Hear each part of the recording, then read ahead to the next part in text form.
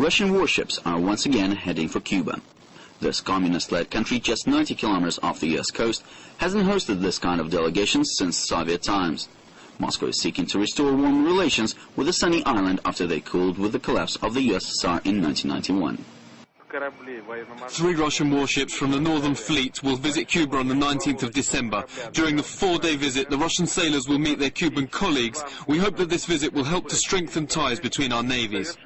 The destroyer Admiral Chabanenko, along with the nuclear-powered cruiser Peter the Great and support ships, arrived in the Caribbean last month. The deployment is widely seen as show of force close to U.S. shores and in response to the U.S. use of warships to deliver humanitarian aid to Russia's neighbor Georgia after the war in August. The ship's arrival coincided with a Latin American tour by Russian President Dmitry Medvedev, who raised the country's profile in the region in several meetings with heads of state. He also met with Cuban leader Raul Castro. Russia is looking in the region for those who are ready to think and act independently in the world. And indirectly, it is also a sign to the United States that we have access and good debates in your backyard. The visit to Cuba is now just one of many highlights of this naval mission.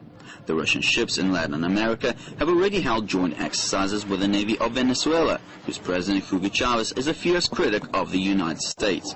And the Admiral Chabanenko became the first Russian warship to sail through the Panama Canal since the World War II. This visit and the entire voyage could be seen as a sign of the increasing operability of Russian warships on the one hand, and on the other it's Russia claiming its interest in Latin America and showing its flag to its friends in the region.